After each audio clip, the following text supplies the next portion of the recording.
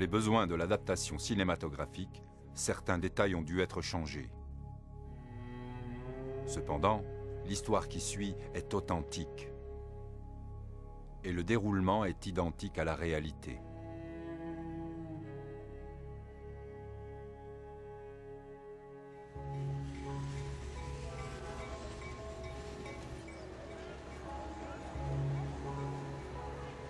Ici, dans tous les voyages, nous faisons plusieurs arrêts en cours de route. Parfois, il y a des détours. Parfois, on est arrêté par des barrières. Mais parfois, on a aussi d'heureuses surprises. Vous vivez des instants que vous n'attendiez plus. Nous allons vous raconter un voyage de ce genre. C'est le voyage de ma vie. Mon nom est Dini Widianintias. Je ne suis pas une actrice. C'est de moi qu'il s'agit dans l'histoire qui suit. Je suis la vraie Dini.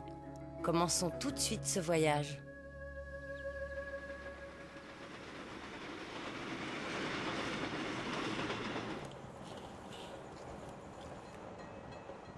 Tu as vu?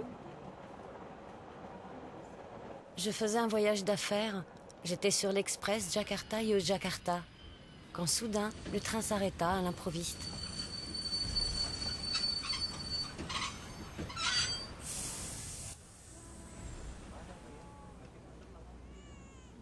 Qu'est-ce qui se passe encore? Est-ce que tu sais où nous nous trouvons? Non, mais on a passé la rivière. Excusez-moi, vous savez pourquoi on s'arrête? Ah non, je ne sais pas. Il y a peut-être des ennuis mécaniques, je vais demander. Et quand pourrez-vous nous le dire? Dès que j'aurai vu l'ingénieur, à plus tard. N'oubliez pas de me le dire. Ça va être long.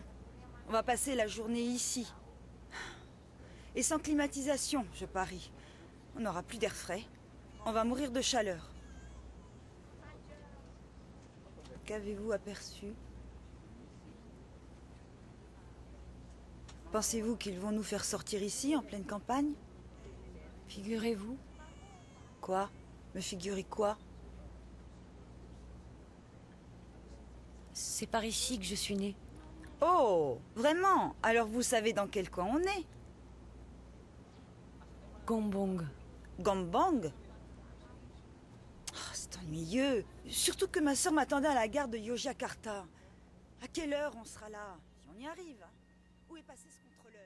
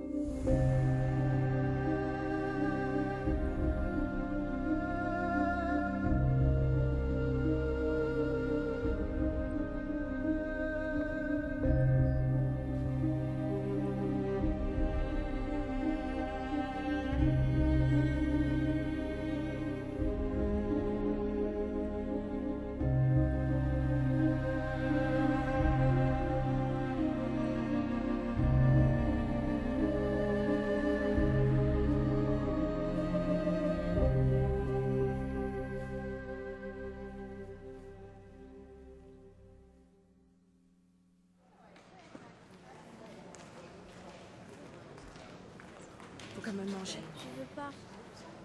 Non, je peux pas, j'ai envie de vomir. Sa famille est prévenue. Oui, on les a trouvés. On ira après. Vous êtes la famille de Tejo Kurniawan? Madame Tejo Kurniawan? Je suis Madame Tejo Kurniawan.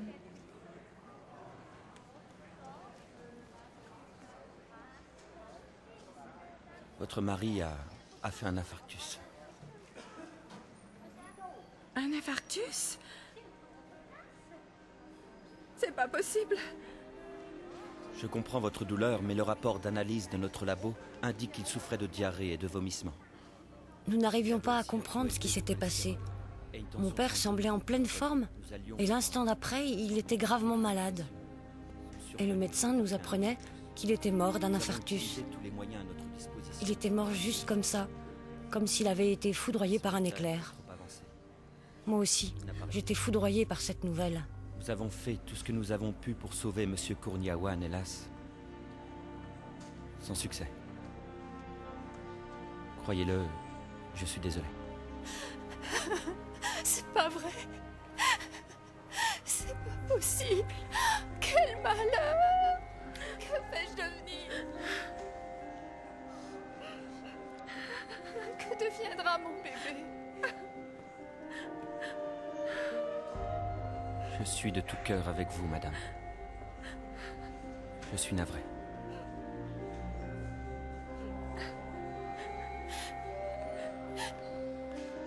Ma pauvre petite, assieds-toi. Maman, c'est pas juste. Je peux pas accepter sa mort, je peux pas. Je sais pas ce que je vais devenir. Allons, Sundari. Ça va aller. Ça m'étonnerait. Allons. J'ai Calme-toi. quelque chose de très grave à t'avouer. Tout va s'arranger. Mon père avait pris comme maîtresse ma tante Sundari, la sœur de ma mère.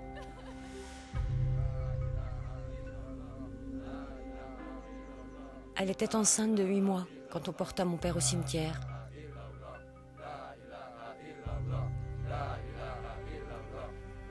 Mais pour moi, le pire, c'était que ma mère aussi était enceinte.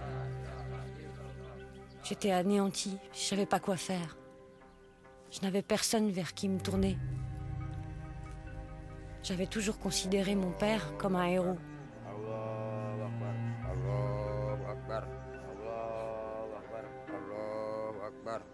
Mais ce jour-là, je lui en voulais.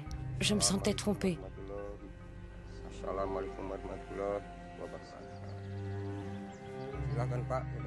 Je partageais les craintes de ma mère sur l'avenir de notre famille.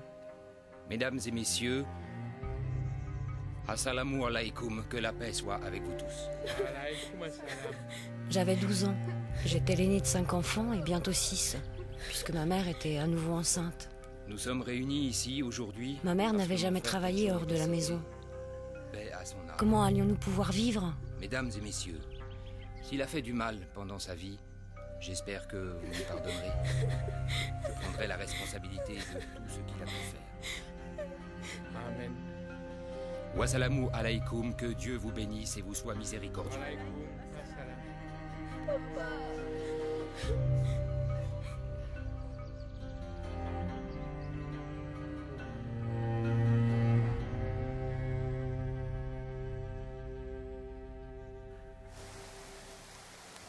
Je suis persuadée que c'est ma tante Sundari qui souffrait le plus. À l'époque, ce n'est pas du tout ce que je pensais. À cause de sa liaison avec mon père, sa grossesse, tout le monde la reniait. Désespérée, elle quitta Gombong, mais elle ne savait pas où aller. Toutefois, j'ai donné des conseils très avisés à Wulandari. Lesquels, par exemple? Tout d'abord, je lui ai fait remarquer que l'avortement, dans son cas, était peut-être la solution. Il faut qu'elle soit réaliste, elle a déjà 5 enfants à éduquer. Elle doit réfléchir avec sa tête. Vous ne connaissez pas la dernière? Non, parle. On a découvert que Tejo avait une seconde maîtresse. Une deuxième maîtresse? Oui, une couturière. Elle habite Bandung. Et d'où tenez-vous cette nouvelle? Ting Sing Jaya, sa cousine. Elle est arrivée hier, elle me l'a dit. De quelle cousine il La s'agit? cousine qui a épousé un chauffeur de taxi. Vous voyez? Oui, entre les poulets et les coqs de combat, ça devrait aller chercher un certain prix. Elle doit avoir beaucoup d'argent. On sait qu'elle possède des tas d'immeubles dans le secteur. Mais ça ne comprend pas le studio de photo. Vraiment? Je Je t'assure. n'avais pas idée que ton frère était aussi un photographe de talent. Oh, mon frère avait du talent pour plein de choses. C'est vrai. Oui, surtout avec les dames. Qui ne connaît pas Tejo Kourniawan? Oui, quand il voulait avoir une femme, il savait comment faire pour l'avoir. Ouais, on va voir ce qui va se passer avec sa famille maintenant. Oui, mais le plus triste, c'est Sundari. Je me demande ce qu'elle va devenir. Facile à deviner. Je parie qu'elle va venir très vite chez toi pour demander de l'aide. Elle peut pas faire autrement. À qui veux-tu qu'elle s'adresse à part toi? C'est pas à moi qu'elle viendra demander, c'est sûr. Oui, je suis tout à fait d'accord avec toi. Elle se présentera chez moi, c'est sûr. Cependant, si c'est ma femme qui lui ouvre, ce sera la fin, je pourrai rien faire.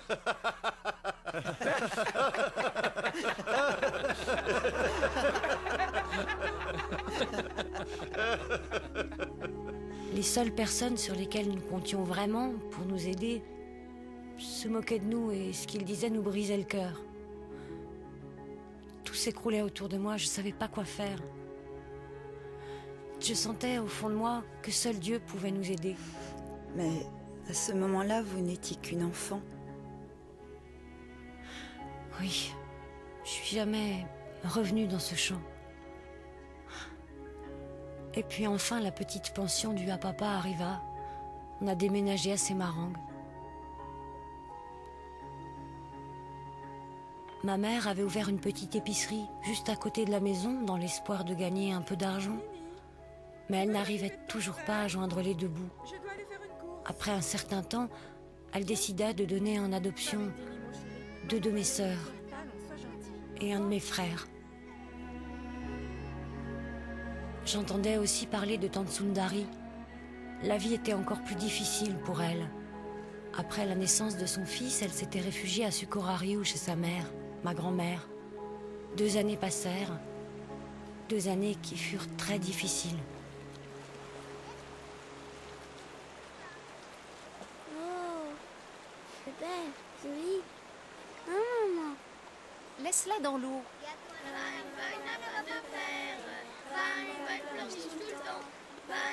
C'est pas vrai, arrêtez.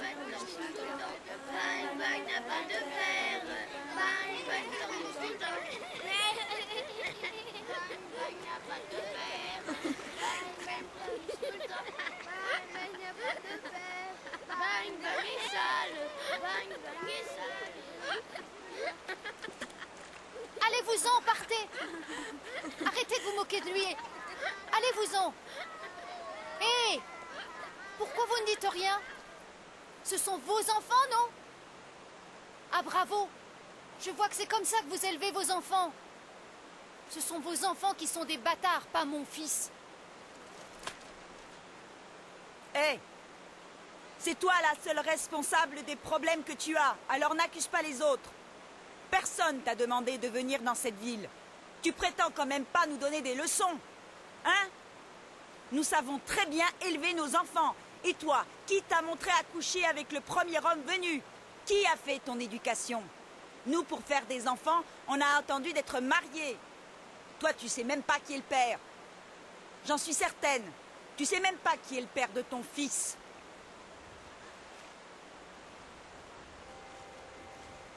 Je suis sûre qu'elle ne le sait pas.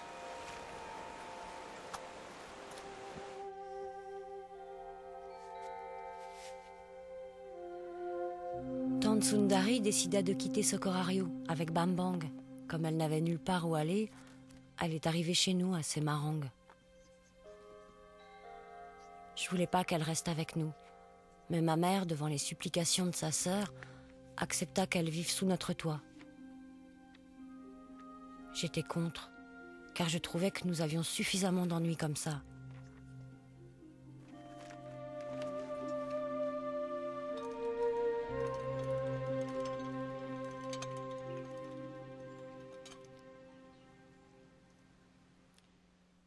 Il faut maintenant plier le linge, il est sec. Fiche le camp! Tu n'as pas à être là. Je t'ai dit de t'en aller. Je te déteste, je te supporte pas près de moi.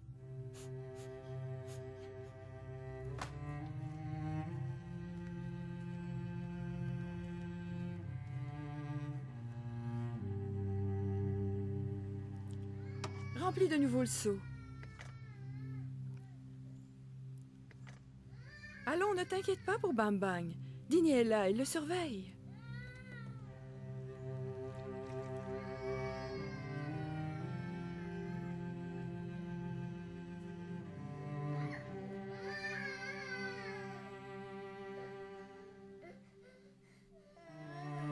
Allons, mon chéri, allons, oui, oui.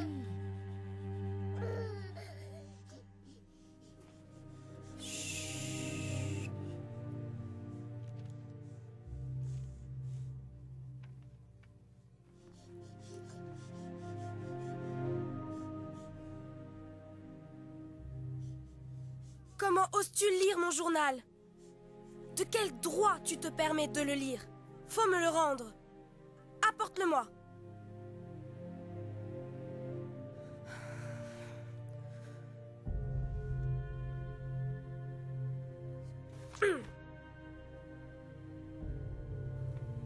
Voir ma tante Sundari en train de lire mon journal, c'était trop. J'étais très en colère. J'avais écrit des choses très cruelles à son sujet et au sujet de son fils, mais c'était la vérité. En tout cas, à ce moment-là, je pensais que ça l'était. J'ai dit à ma mère que je ne pourrais jamais supporter de vivre avec eux et qu'elle devait choisir entre eux et moi. J'étais contente de les voir repartir pour Sukohario. J'étais tellement en colère contre eux. La vie continua. Je pensais plus à eux. J'étais en paix. Jusqu'au jour où j'appris que ma mère avait des projets de remariage. Et elle n'en avait parlé à personne de la famille. La colère faussait mon jugement.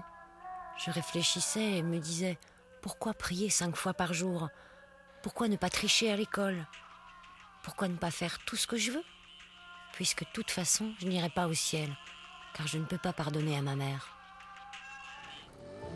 La colère m'aveuglait à tel point que je finis par conclure que la religion ne m'intéressait plus. Je n'en avais rien à faire d'être poli ou bien éduqué. Je voulais être libre. Je voulais faire ce que j'avais décidé. Et je pris la résolution de ne rien laisser se mettre en travers de mon chemin, même la religion. Et une bonne note en mathématiques. Oui, on l'a échappé belle. Tu as vu les autres notes? Combien de points tu as eu? Le minimum. Elle nous a tous invités chez elle. J'ai commencé à me révolter contre tous les règlements. C'était ma première année de lycée. J'agissais en effet comme bon me semblait. Mais certains événements m'ont beaucoup marqué. Comme le jour où une de mes amies s'est retrouvée couchée sur le sol, dans une mare de sang. Elle venait de faire une fausse couche.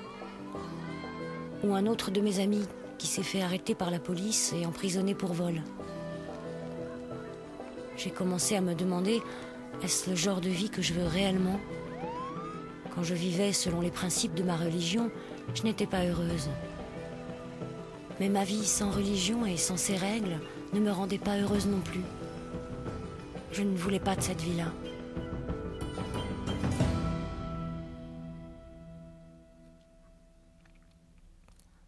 Le Ramadan arriva et je me suis tournée de nouveau vers ma religion. Je me suis remise à prier. J'ai lu les livres religieux. J'ai lu le Coran. Je ressentais sincèrement le désir profond de me rapprocher de Dieu. J'avais besoin de la paix qu'il pouvait m'apporter. Je cherchais cette paix.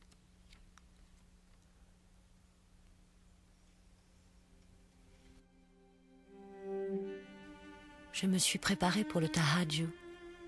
J'avais beaucoup de questions à poser à Dieu.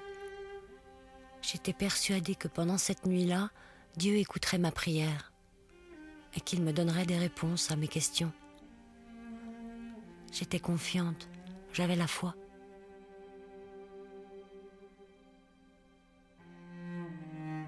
Allahu Akbar. Allahu Akbar. Je priais en récitant les versets que je connaissais par cœur. Assalam alaikum wa rahmatullah. Assalam alaikum wa rahmatullah. J'avais réellement le cœur brisé. Je suppliais Dieu de me répondre. Voilà. Tu sais que tout au fond de mon cœur, c'est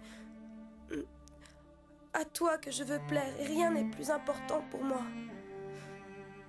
Je te suivrai là où tu iras, alors montre-moi le sentier où je dois aller. Réponds-moi, je n'en peux plus. Je t'en prie, Si tu ne me montres pas le chemin que je dois suivre, ne me blâme pas des choix que je ferai dans les jours à venir. Ton silence signifiera que tu es d'accord pour que je vive comme je l'entends. Seulement, si tu décides de me montrer qui tu es vraiment et ce que tu me réserves dans cette vie, alors je peux te dire que je suis prête à t'obéir sans poser de questions, en toute confiance.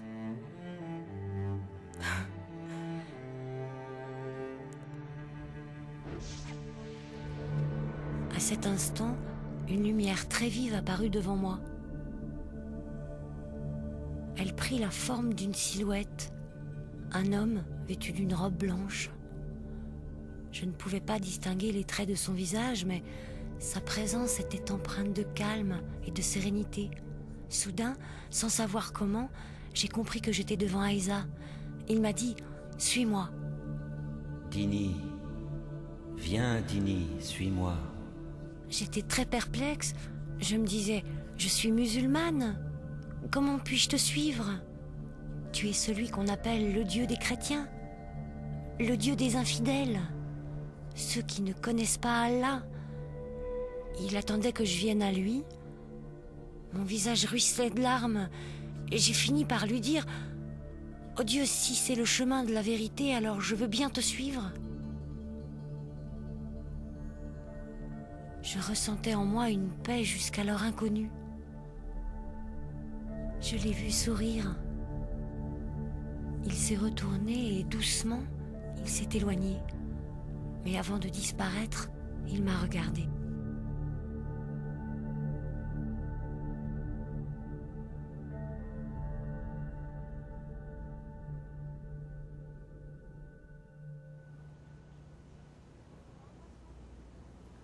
J'espère que vous n'êtes pas offensé par mon récit. Ce qui s'est vraiment passé, je l'ignore. Mais en tout cas, ça vous a marqué profondément. Je ne serai jamais la même, c'est sûr. Il n'y a pas un jour où je ne pense pas à ce que j'ai vu. Je comprends ça. Et ensuite, que s'est-il passé? Je me suis mise à chercher un chrétien. Je n'en connaissais aucun dans mon village. Mais je savais qu'une famille chrétienne vivait dans un village voisin. Et j'y suis allée. Mais ils avaient peur au tout début car je demandais une Bible. Et puis ils me l'ont donnée. Je me suis mise à en lire quelques pages tous les soirs. Évidemment, je ne disais rien à ma mère, je lisais en cachette. Mais elle a fini par découvrir ce que je faisais la nuit. Oui, une maman le sait quand son enfant a des secrets. Que s'est-il passé ensuite? Elle a vraiment tout fait pour que je change. Elle a pleuré, s'est posé des questions. Elle se disait qu'elle était une mauvaise mère et que tout ce qui arrivait était de sa faute et que son mariage était la cause et que je faisais ça pour me venger. Et les autres, qu'est-ce qu'ils ont dit?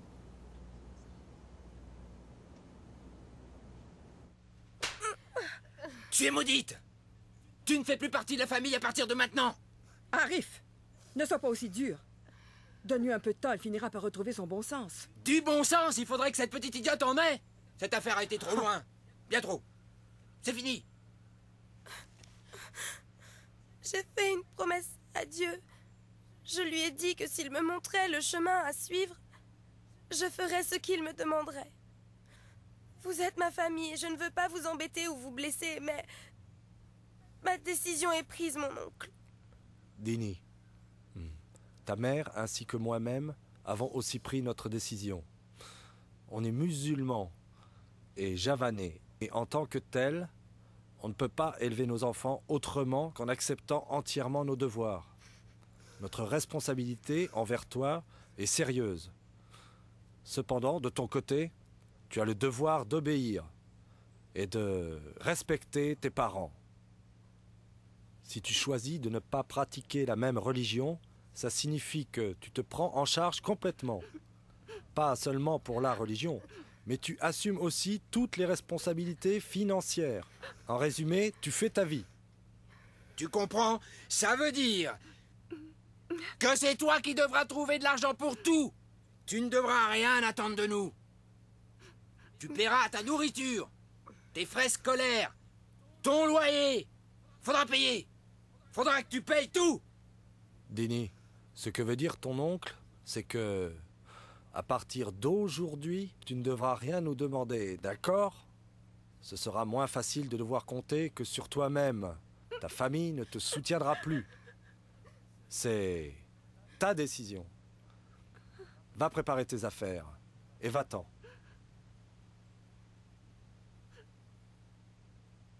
Fais vite.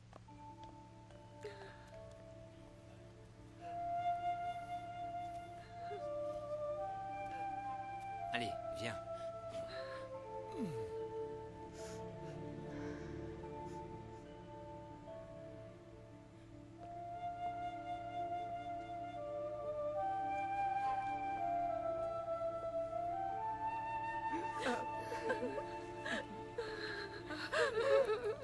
Je ne sais pas comment j'ai trouvé la force, mais j'ai quitté la maison et je me suis installée dans une autre ville appelée Solo.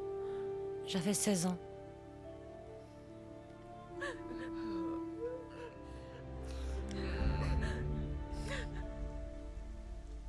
J'ai loué une chambre et j'ai trouvé une école où j'ai pu reprendre mes cours.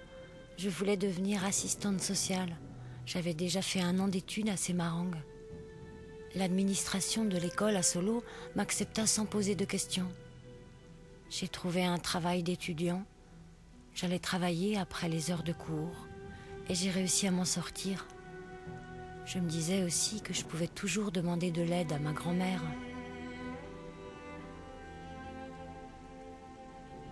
Je retournais à Semarang de temps en temps pour voir ma mère. J'ai vécu 3 ans à Solo. Quand j'ai obtenu mon diplôme d'assistante sociale, j'ai trouvé un travail à Semarang. Je suis donc retournée à Semarang. Au début, c'était difficile. Et peu à peu, la vie a repris son cours normal.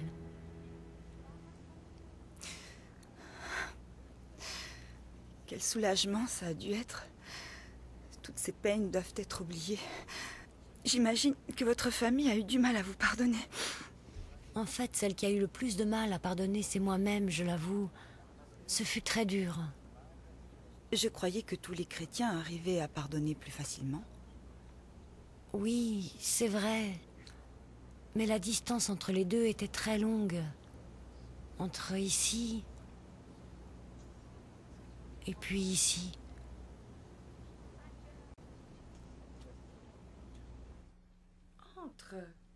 Entre donc. Assieds-toi. Non, non, ça va. Tu as l'air épuisée. Non, je suis surtout inquiète. Au sujet de Bang Bang? Oui, je croyais qu'en revenant habiter ici, Bang Bang changerait. Si tu le voyais maintenant, il reste assis des heures enfermé dans sa chambre où il flâne dans les rues. C'est mauvais, il faut qu'il trouve un travail. Oui, ça je le sais. Mais il n'a pas de formation et il ne trouve pas. Il ne sait rien faire. Tu sais bien qu'il n'a pas étudié, on n'en avait pas les moyens. Ça va aller, il va trouver quelque chose, c'est sûr. Viens, je vais te donner le plat que j'ai fait pour toi et pour Bang Bang.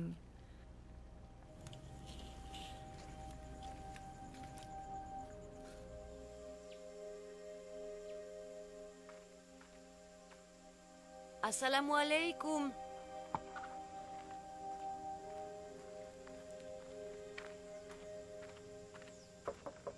Assalamu alaikum. Wa alaikum assalam. Bonjour, je suis Dini. Tu es Dini? Oui, je suis Dini. Ta mère est à la maison? Elle est là.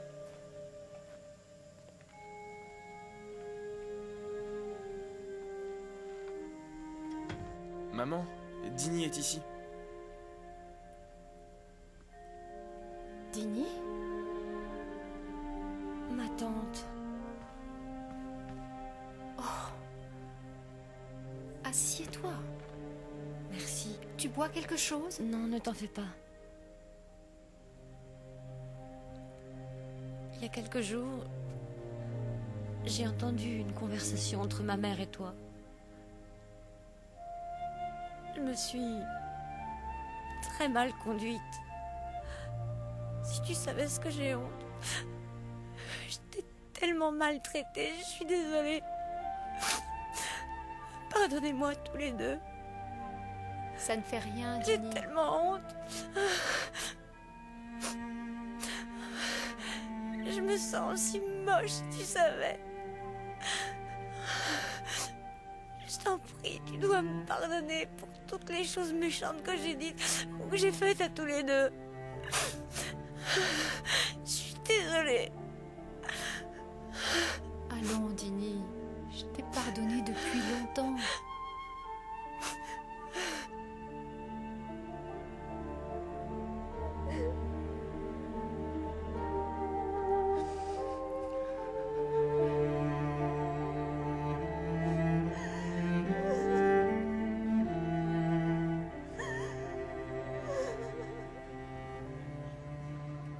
J'ai emmené Bang Bang à Jakarta. On a d'abord trouvé un endroit pour vivre. Ensuite, comme il voulait faire de la vente au marché, je lui ai avancé l'argent et il a payé un stock de chaussures. Et après moins de 4 mois, il était sorti d'affaires. Aujourd'hui, où est-il? Il est à Jakarta. Il va bien. Quand la fin est heureuse, je pleure toujours, c'est plus fort que moi. Oui, mais je n'ai pas fini, ça continue. Que s'est-il passé? La fin est encore mieux? Oui, une fin très heureuse. Il y avait une personne à qui je n'avais pas pardonné encore. Oui, ton oncle, celui qui t'a giflé. Si j'avais été là, il n'aurait pas levé la main sur toi. Non, lui, je lui avais pardonné depuis longtemps. C'est à mon père que je devais pardonner encore. Ton père? Mais il est mort quand tu étais une petite fille. En effet. Il m'a quittée, me laissant confuse et perplexe devant tant de questions. Et pleine d'amertume devant ses actions. Il m'a laissée avec des soucis trop graves pour une enfant. Mais tu lui as quand même pardonné depuis sa mort, non? Tu lui as pardonné il y a longtemps. Je viens de le faire.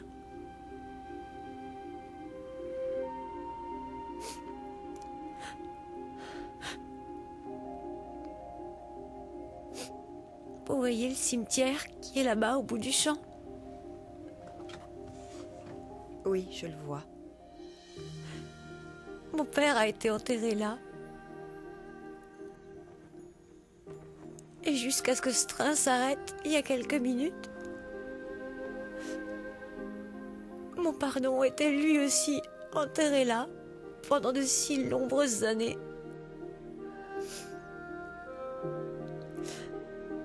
Oui, mais Dieu ne pouvait pas me laisser continuer à vivre de cette façon. Il est le Dieu d'amour, de pardon et de charité. Il nous apprend que si nous voulons que nos fautes soient pardonnées, nous devons d'abord accorder notre pardon à ceux qui nous ont fait souffrir.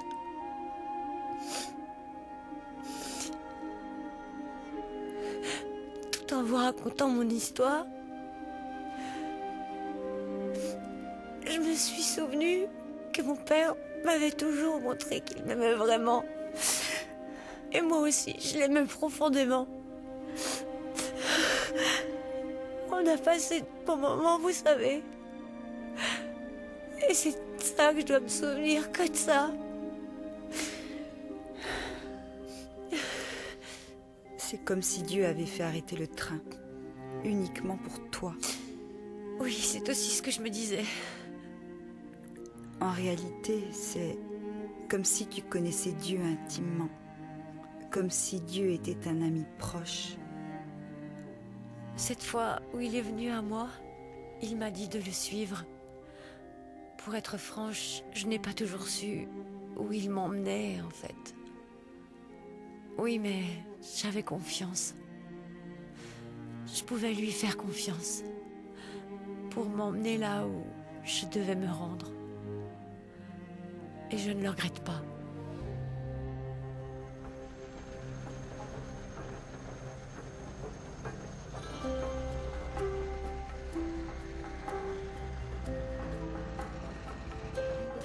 On dirait que le train avance. J'espère qu'il va pas s'arrêter. il est pas trop tôt. Ça y est, le train repart. Oui. Le train avance. Oui. On repart. Et l'air climatisé a fonctionné. Ils n'ont pas arrêté. Peut-être que ton histoire finit ici. Qui sait? Moi, je pense au contraire qu'elle commence. J'espère qu'elle se terminera dans le bonheur. Ça, ma chère, ce sera à vous seul de me le dire.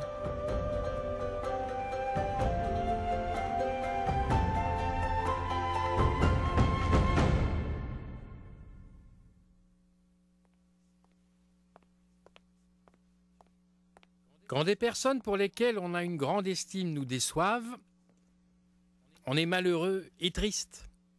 Notre confiance en ces personnes s'évanouit immédiatement, car ils ne sont pas à la hauteur de notre admiration et ne méritent pas notre confiance. Ce qui est pire encore, c'est quand on a plein d'amertume. Plus la personne a une place importante dans notre vie, plus notre déception sera grande. La jeune Dini, après ce qui lui est arrivé, en avait conclu qu'elle avait le droit d'être en colère et de ressentir de l'amertume envers ses parents, d'avoir de la colère contre sa tante Sundari, contre son demi-frère Bambang et même contre Dieu. Il s'est produit ensuite une transformation remarquable. Elle a eu une vision du Seigneur Jésus, au moment même où elle cherchait la volonté de Dieu dans sa vie. Elle était déterminée et prête à suivre Jésus, là où il la conduirait. Il faut bien dire qu'en tant qu'êtres humains, nous ne pouvons pas tout comprendre. Le Seigneur Jésus est apparu dans sa chambre. Il a tendu la main vers elle et il a dit ces mots: « Suis-moi ». Aller à Jésus, c'est un premier pas merveilleux, mais la vie réelle de Dini, comme elle l'a raconté, où notre vie à tous est un voyage avec des détours, des cul-de-sac, des arrêts imprévus et plusieurs leçons en cours de route. Cependant, quand on a confiance en notre Seigneur Jésus, tout comme Dini, on le suit, quelle que soit la direction, et on fait tout ce qu'il demande. Pour Dini, les chemins empruntés ont été nombreux. Dans sa progression vers le christianisme, elle se rendit compte qu'un chemin particulier devait être parcouru de nombreuses fois. C'était le chemin du pardon. Ce chemin n'était pas facile à prendre. Mais Dini a réussi son voyage grâce à l'amour. Oui, l'amour.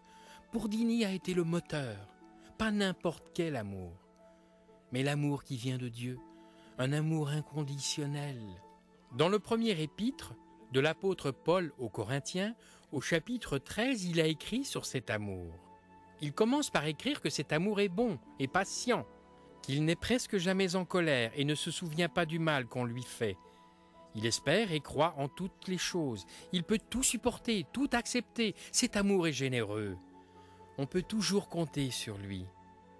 C'est cette qualité d'amour que Dini cherchait même quand elle était révoltée. Elle en avait besoin de cet amour-là, quand sa famille l'avait renvoyée de chez elle parce qu'elle voulait devenir chrétienne. Elle en avait besoin pour pardonner à sa famille, principalement à son père disparu trop tôt, un père qu'elle vénérait. Chers frères et sœurs, vous voyez, c'est cet amour parfait que notre Père Céleste a pour vous. Il vous aime, tel que vous êtes. Quand Dini, en larmes, a supplié Dieu de lui montrer quel était le chemin, elle ne se doutait pas un instant que Jésus lui apparaîtrait dans une vision au cours de la nuit, où son amour la submergerait, où sa gloire se révélerait sans laisser de doute. C'est bien ce qui s'est passé. Jésus pourrait venir à vous dans un rêve ou dans une vision, mais le plus important est ceci. Dieu vous aime et il veut que vous deveniez son enfant par la foi en Jésus-Christ. Donc, que vous ayez eu ou non un rêve ou une vision, avec une apparition de Jésus, votre foi en lui vous sauvera. Il désire vous voir entrer dans sa belle et grande famille chrétienne, afin que votre voyage sur terre, arrivant à sa toute fin, vous puissiez vivre avec lui au ciel pour toujours. Êtes-vous prêt à ouvrir votre cœur à Jésus tel qu'il l'a fait à Dini en son temps? Si vous voulez recevoir Jésus-Christ en tant que votre seul sauveur, veuillez dire ces mots avec moi, nous allons prier ensemble. Notre Seigneur, nous croyons en Jésus, nous acceptons Jésus-Christ. Comme notre Dieu est sauveur, nous croyons qu'il est ton Fils unique. Seigneur, pardonne-nous tous nos péchés et fais de nous tes enfants, nous le désirons.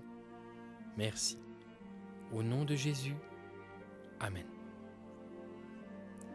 Vous venez de recevoir la vie éternelle en Dieu.